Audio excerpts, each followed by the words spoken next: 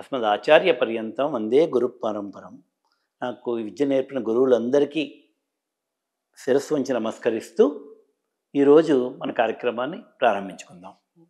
Sir, నాకు ఇప్పుడు ఏంటంటే చాలా పెద్ద సందేహం వచ్చింది. ఏంటంటే మనం ఒక్కొక్క సమస్యకి ఒక్కొక్కసారి ఒక్కొక్క దేవుని వేడుకుంటూ ఉంటాం. పాపం తలనీలాలు కూడా ఇచ్చుకోవడం ఇలాంటివన్నీ జరుగుతూ ఉంటాయి. అంటే ఒక్కొక్క సమస్యకి ఒక్కొక్క పరిష్కారం వెతుక్కునే కంటే జీవితం ప్రశాంతంగా సాగిపోవాలంటే ఏమైనా పరిష్కారం ఉందంటారా? దానికి చక్కటి ఒకటే రెమెడీతో నాకు కావాలి సార్. అలా ఉంటుందా? చాలా చక్కటి ప్రశ్న అడిగారు మేడం. నిజమే, మనం సమస్య వచ్చినప్పుడు భగవంతుడు గుర్తొస్తూ ఉంటాడు. మా పిల్లాడికి సీట్ వస్తే కొండకొస్తాను, నాకు ఏదో లేకపోతే వాళ్ళ ప్రాంతీయ దేవతలు కానీ కుల దేవతలు కానీ వెంకటేశ్వర స్వామి తలనీలాలు ఇస్తాను, లేకపోతే ఇంత డబ్బులు వేస్తాను, కళ్యాణం చేయించుకుంటాను, ఇలా మొక్కుకుంటూ ఉంటారు. ఆ సమస్య తీరిపోగానే అనారోగ్యం, కుటుంబంలో ఎవరికైనా అనారోగ్యం వచ్చినప్పుడు ఏదో చెప్పుకుంటాం. అనారోగ్యం నుంచి బయటపడంగానే దేవుడు కొద్దిగా మర్చిపోతాం, కానీ ఎప్పుడప్పుడు మళ్ళీ మొట్టిగా వేసి గుర్తు చేస్తాడు భగవంతుడు, వెళ్తాం. అలా కాకుండా జీవితాంతం ఎప్పుడు ఏదో ఒక కోరిక వెనకాల పరిగెట్టకుండా నా జీవితం చక్కగా సాగిపోవాలి, ఆ భగవంతుని అనుగ్రహం నా మీద ఉండాలి అని మనం ఏదైనా చక్కటి రెమెడీ చేసుకుంటే బాగుంటుందని చాలామంది అనుకుంటూ ఉంటారు. అంటే ప్రతిదానికి నేను మొక్కుకోవాలా, దేవుణ్ణి నేను చెప్పుకోకలే కదా. నేనే ఒక ప్రక్రియ చేసుకోవడం ద్వారా నా కుటుంబం సాఫీగా సాగిపోవాలి అంటే నాకు ఆరోగ్యం ఉండాలి, నా భార్యాపిల్లల ఆరోగ్యంగా ఉండాలి, నా ఉద్యోగ ధర్మం నేను చక్కగా చేసుకుంటూ ఉండాలి, నా భార్య వాళ్ళ పనులు వాళ్ళ కర్తవ్యాలు, పిల్లలు చక్కగా చదువుకోవడము, చక్కటి ధనవృద్ధి కలగడము, కుటుంబం ప్రశాంతంగా సాగిపోవాలి అన్నదానికి మనం ఒక చక్కటి రెమెడీ చెప్పుకుందాం.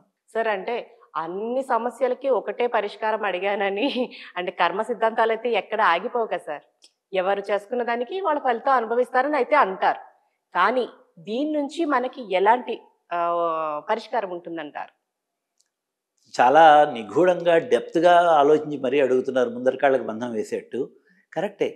మన హైందవ సాంప్రదాయం, మన భారతీయ తత్వం అంతా కర్మ సిద్ధాంతం మీద ఆధారపడి ఉంది. పూర్వజన్మలో చేసుకున్న కర్మల యొక్క పాప ఫలితాలే మనం అనుభవిస్తాము అని చాలా చోట్ల చెప్పుకున్నాం, భగవద్గీతలో చెప్పుకున్నాం. అంతే తప్ప నువ్వు ఈ జన్మలో ఏదో చేసేసినంత మాత్రాన పాత జన్మ కర్మలు నిన్ను వెంటాడక మానవు, దాని ఫలితం అనుభవించక మానవు అని భగవద్గీతలో చెప్పారు. కరెక్టే.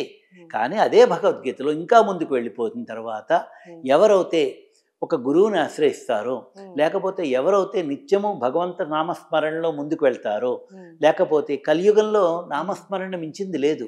ఎందుకంటే కృత త్వేత ద్వాపర యుగాల్లో యజ్ఞాలు యాగాదులు అన్నీ చేసేవారు. ఇప్పుడు అవి తగ్గిపోయాయి.